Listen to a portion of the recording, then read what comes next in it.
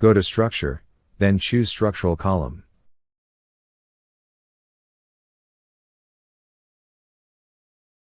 Go to Load Family English Libraries.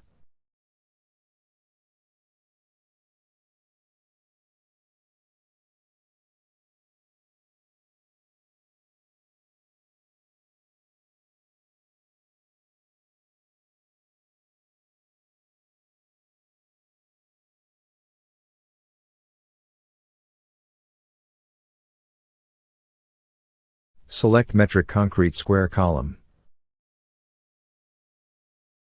On the first click, choose Level 1. You will notice a message appearing. Ignore it, it is just a level issue. We can resolve it by changing the second point to Level 2.